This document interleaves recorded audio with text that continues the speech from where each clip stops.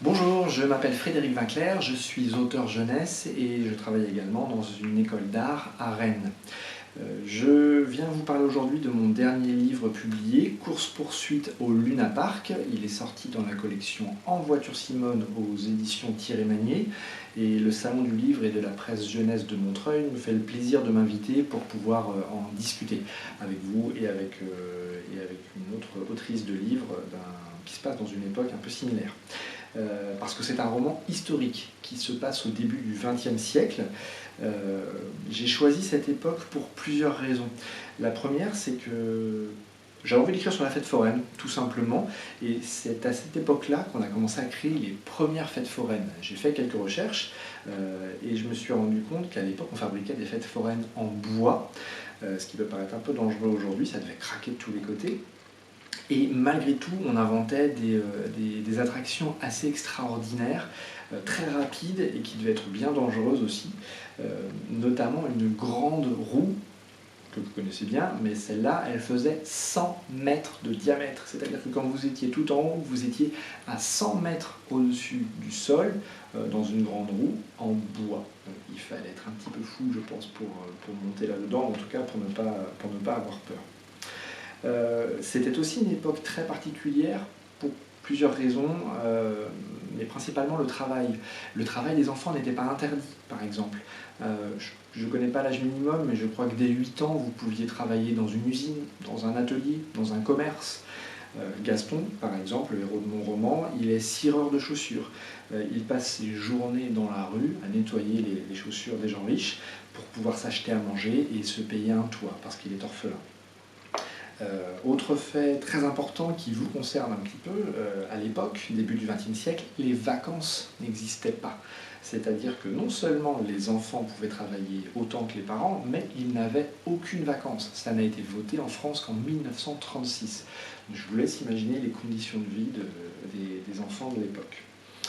Et un autre élément qui m'a semblé très intéressant pour écrire ce roman, enfin je l'ai trouvé un petit peu après, et ça va vous parler, c'est à l'époque qu'on a créé le premier vrai super méchant de fiction, le premier vrai super vilain, celui qui a inspiré tous les super-héros de Marvel que vous suivez aujourd'hui. Il s'appelait Fantomas.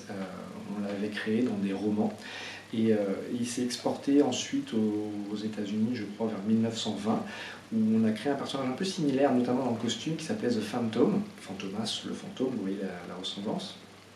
Et donc ça a donné toute cette mode des super-héros. Fantomas en France, c'était vraiment un gros méchant. Donc je ne pouvais pas l'utiliser tel quel dans mon roman, ça aurait été trop horrible. Donc j'en ai fait un autre monstre à hauteur d'enfant qui s'appelle Fantomouche, c'est lui que vous voyez sur la couverture ici. Et une grande partie de l'intrigue tourne autour de ce personnage. Qui est-il? Qui est caché derrière le masque?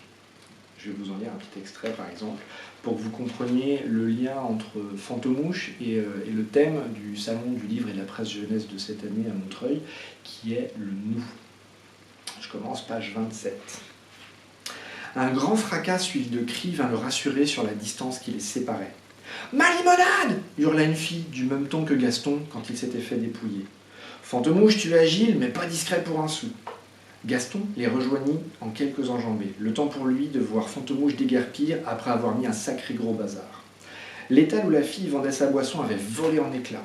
Les cruches brisées répandaient leur liquide précieux, goulûment avalé par le sol. « Eugénie » s'étonna Gaston en reconnaissant sa vieille amie, dépitée devant le drame. À son nom, elle se retourna. Sur son visage, Gaston vit un désarroi qui devait cruellement ressembler au sien tout à l'heure. Il avait donc l'air si misérable aux yeux des passants.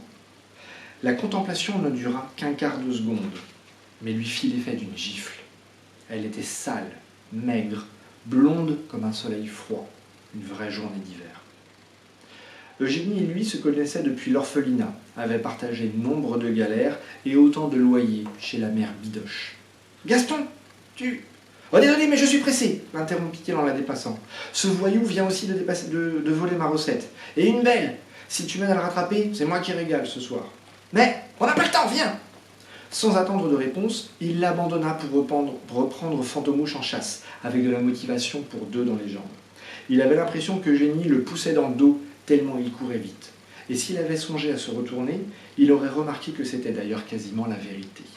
Les jupes remontées aux genoux, elle avait abandonné les ruines de son petit commerce avec la ferme intention d'en découdre. En tête de ce cortège bizarre, Fantomouche était déchaîné.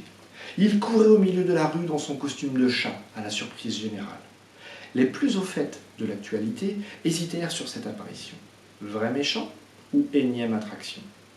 Dans le doute, on surveillait ses poches et ses enfants. A l'inverse, les promeneurs qui ne lisaient pas les journaux rirent simplement de son accoutrement. Gavés de sucre, les gens étaient gras, mous, distraits. En un mot, ralentis, parce qu'ils en avaient plein les papilles et plein les pupilles, notamment à cause de la nouvelle confiserie qui faisait fureur, la fée de fil, qui ressemblait plutôt à la barbe des papas, selon Gaston, dont la fabrication sous vos yeux, torsade colorée et parfumée, tenait lieu de parade. Voilà, je raconte quelques éléments de l'histoire de la fête foraine, notamment l'invention de la barbe à papa. Tout ça, c'est pour jouer un petit peu avec le contexte historique. Mais ce qui est important, c'est ce thème du nous, le Gaston et Eugénie, et du lien qu'ils vont avoir avec Fantomouche un peu après dans le roman. Et si vous voulez savoir de quoi je parle, il faudra le lire. Et ce livre et ce thème du nous me vont bien, le thème choisi par Montreuil cette année, parce que je ne suis absolument pas un écrivain de l'imaginaire, même si j'ai essayé d'écrire de la fantaisie, de la science-fiction, j'écris des choses vraiment réalistes. J'aime parler de nous, justement, j'aime parler de qui nous sommes, de ce que nous sommes, de comment la société nous définit, nous transforme, et comment nos actes au quotidien nous changent le monde. Il y a énormément de choses à explorer dans le monde tel qu'il est aujourd'hui et dans les rapports qu'on a les uns avec les autres. Je ne vais pas dire qu'on est tous un peu Gaston, un peu Eugénie, un peu Fantomouche, mais je pourrais le dire. Je pourrais le dire. Et ouais, je pense qu'on ne fait pas d'enseignement comme vous pouvez en avoir avec vos professeurs. On ne peut pas s'amuser comme vous le faites dans la cour. On ne peut pas écrire des livres comme je le fais sans penser au thème du nous. On est forcé d'interagir les uns avec les autres. Et les gens qui sont seuls sont souvent très malheureux. Donc le thème du nous est très important.